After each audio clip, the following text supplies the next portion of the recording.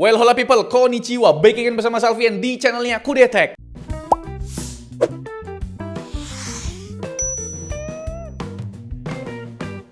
Laptop ini bre, bobotnya cuma 900-an gram aja. Webcamnya udah 1080p, baterainya seharian awet buat kerja. Tapi ini laptop ODM bukan sih bang?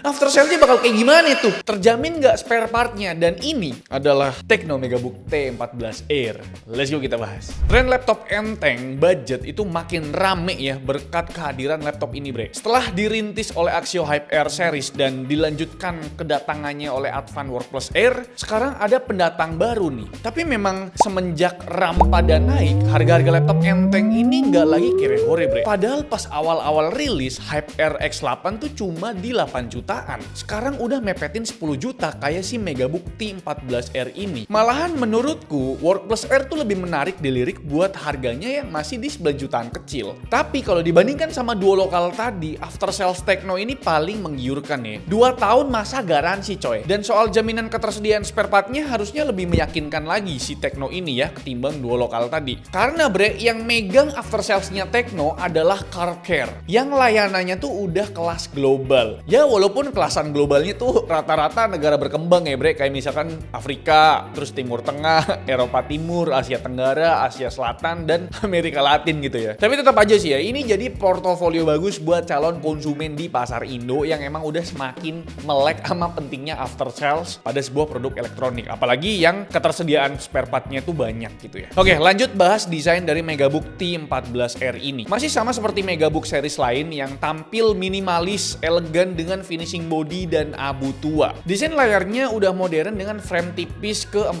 sisinya bre. Speknya berukuran 14 inci dengan resolusi 1920x1200p dan punya 60 Hz refresh rate. Jujur, T14R ini masih kalah bre sama duo lokal yang udah pakai panel OLED. Di sini tuh masih pakai panel IPS dan ternyata secara kualitas ya masih oke lah. Coverage gambut sRGB-nya tuh udah tembus di 88%. Ya walaupun memang di bagian sininya sih tertulis 100% sRGB ya.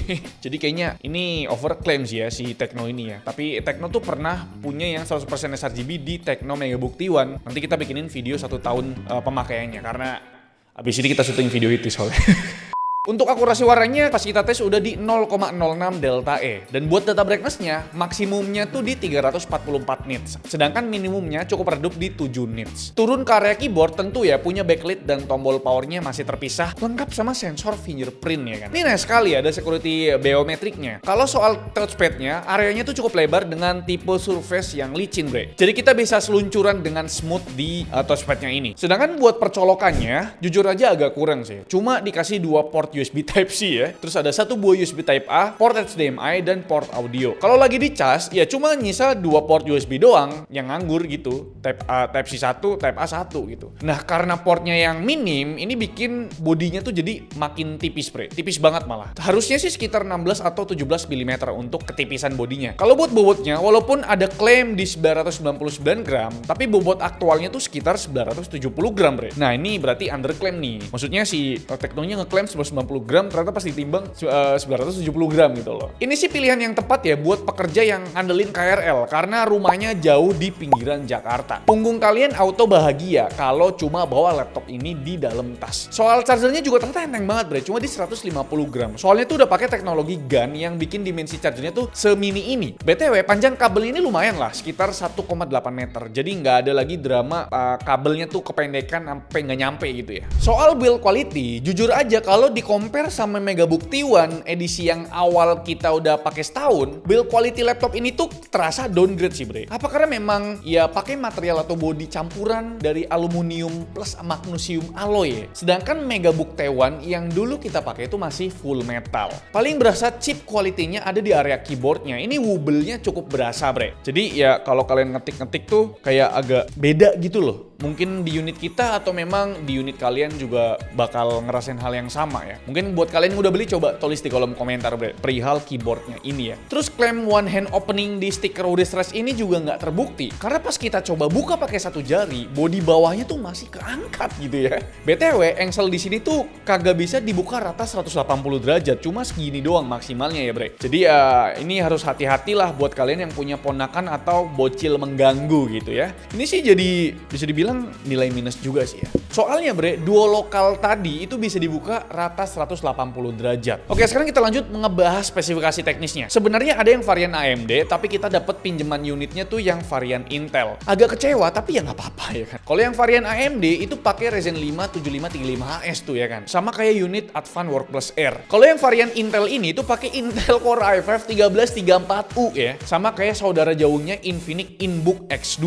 Prosesor ini tuh umurnya udah 3 tahunan. Punya 10 core dan 12 thread. Tapi P-core-nya tuh cuma ada 2, sisanya tuh ada 8 efisiensi core. Maklum bre, U-series harus banyak-banyak efisiensi core-nya gitu ya. Soal performa multi-core prosesor ini tentu lebih kencang daripada Core i5 1235U yang merupakan pendahulunya dan ternyata lebih kencang dari Ryzen 5 7430U. Kalau efisiensinya gimana bang? Klaim di webnya si Tekno, baterai 55 Wh di laptop ini bisa bertahan sampai 12 jam. Tapi menurut pengujian kami itu cuma dapat 8 jam aja yang menurutku ya udah awet lah ya, buat kerja 8 jam cukup lah ya. Tapi buat charging time-nya entah kenapa loyo banget bre. Bermodal adapter 65 watt, masa 2 jam colok masih belum penuh juga nih ya. Oke, sekarang kita lanjut ke performa grafiknya yang pakai iGPU Intel Iris Xe dengan 80 execution unit. Grafik score-nya mirip sama performa multi-core prosesor tadi bre. Udah lebih kencang daripada Intel Iris yang Core i5 1235U dan lebih kencang daripada Radeon grafiknya si Ryzen 5 7430U. BTW, RAM atau memori di sini disebut pakai LPDDR5 kapasitasnya 16 GB. Tapi yang aneh, transfer speed-nya tuh cuma 4200 MB transfer per second. Ini tuh lebih mirip sama kayak RAM LPDDR4X. Nah, soal storage-nya cuma tersedia 1 slot di board ini yang udah terisi SSD NVMe Gen 4 kapasitasnya 512 GB yang dipartisi jadi 2 bre. Kalau ditanya, Core i5 1334U ini bisa ngapain aja bang? Bisa buat produksi video juga kok ternyata. Tapi memang harus sadar diri, ranahnya tuh Full HD aja. Kalau maksa ngedit konten 4K, previewnya tuh nge-lag ganggu bre. Render time-nya juga lumayan nggak worth it nih. Video durasinya 1 menit, masa butuh waktu render time hampir 2 menit. Sedangkan kalau cuma ngedit konten 1080p,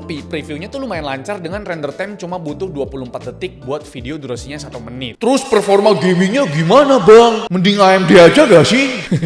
Ya udah kita buktiin aja dah dengan adu performa Core i5 1334U ini ngelawan Ryzen 5 7535HS di unit Workplus R. Tentu semua kita tes di resolusi 800p dengan settingan rata kiri bre. Mulai dari game Cyberpunk 2077 itu beda tipis aja bre. Ryzen dapat 40 fps, Intel dapat 37 fps. Game kedua ada Black Myth Wukong. Di sini tuh terbantai parah bre. Ryzen bisa dapat 54 fps, Intel cuma bisa dapat 24 fps doang ya. Game ketiga ada game Forza Horizon 5. Lagi-lagi bre, Intel tuh kalah jauh ya. 41 fps berbanding 65 fps. Next ada game Delta Force. Ini mengejutkan sih ya. Intel tuh berbalik menang, 40 fps berbanding 55 fps. Game kelima ada CS2, performanya tuh balik normal. Ryzen bantai abis si Intel, 90 fps berbanding 54 fps. Jadi kalau dilihat dari 6 sampel game tadi, kayaknya memang Ryzen masih jadi yang terbaik deh ya buat dipilih buat urusan gaming di entry level ya.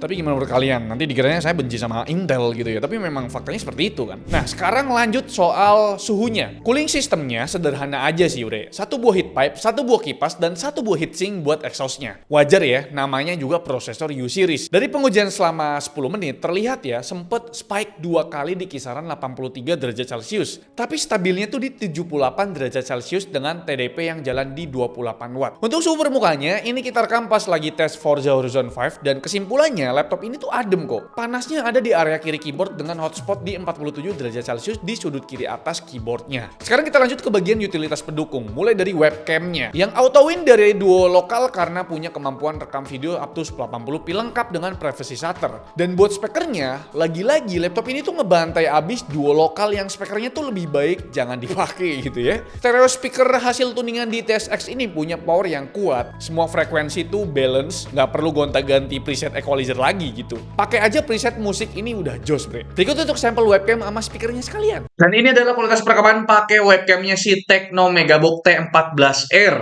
di kondisi ruangan yang pakai 1 lampu ya. Lampu ruangannya lampu ruangan kamar lah bisa dibilang. Dan untuk resolusinya tuh maksimal di 1080p 30 fps, bukan lagi 720p, yaitu standar di Ultrabook sih ya sebenarnya sih harus 1080p sih menurutku ya. Ada privacy shutternya di sini. Tuh ya.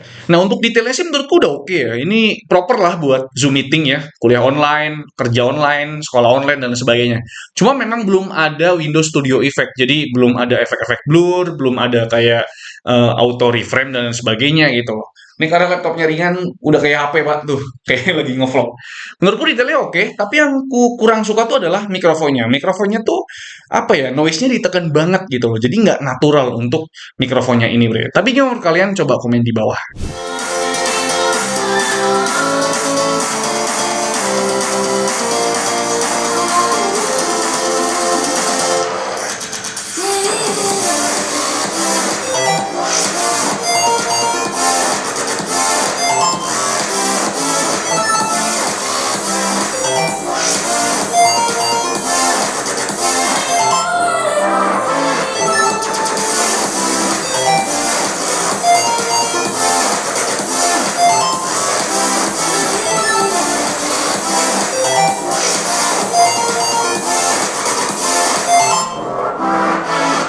Dan pertanyaannya, ini laptop ODM atau bukan sih Bang? Bisa jadi sih iya ya, tapi aku bisa jamin kalau model ODM-nya tuh bukan yang sekedar timpa logo doang. Kita bisa simpulkan dari adanya aplikasi utilitas berupa Tecno PC Manager yang isinya tuh beragam pengaturan buat performa si laptop. Mirip sama kayak aplikasi utilitas dari brand-brand OEM, Bre. Kayak misalkan My Asus, MSI Center, ataupun Acer Sense. Tecno juga secara serius ngembangin ekosistem buat laptopnya ini biar bisa terhubung ke device Tecno lainnya secara seamless. Kayak misalkan HP Tecno, tabletnya Tecno, TWS-nya Tecno, jam tangannya Tecno itu bisa connect ke laptop ini pakai Tecno Manager tadi, Bre. Jadi sekarang kita masuk ke kesimpulan. Tecno Megabook T14R ini nambah opsi di perlaptopan enteng duniawi yang mana harganya terbilang budget sih ya. Yang tadi tuh sebenarnya budget-budget tadi tuh dikuasai sama duo lokal, Bre. Poin plusnya laptop ini tuh ada di bobot yang real di bawah 1 kg. Chargernya juga super compact. Desainnya juga bisa diterima halayak umum lah, mirip desainnya MacBook Air gitu. Webcamnya tuh udah 1080p, Wi-Fi-nya udah Wi-Fi 6E, ada security biometric via fingerprint, spekernya ternyata top of the class gitu ya, spekernya mantap. Terus punya aplikasi utilitas dan pastinya secara after sales tuh lebih menggiurkan dengan 2 tahun masa garansi. Tapi yang namanya produk nih pasti ada nilai minusnya, ada kekurangannya. Nih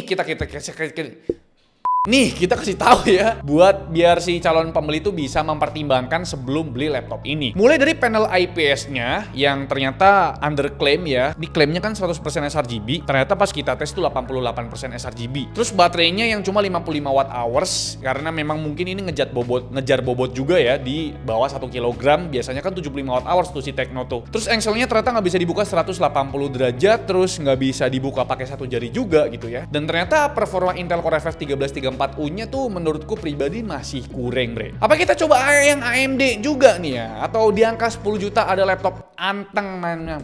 Apa kita coba yang AMD nih, Bre ya? Atau di angka 10 juta ada laptop enteng yang lebih menarik? Coba tulis di kolom komentar. Like video ini kalau kalian juga, dislike kalau Alfian jelek banget. Dan jangan lupa untuk tekan tombol subscribe yang warna putih karena bukan warna merah lagi. Alfian selaku host di channel. Terima kasih. Sampai jumpa di video selanjutnya. Bye-bye.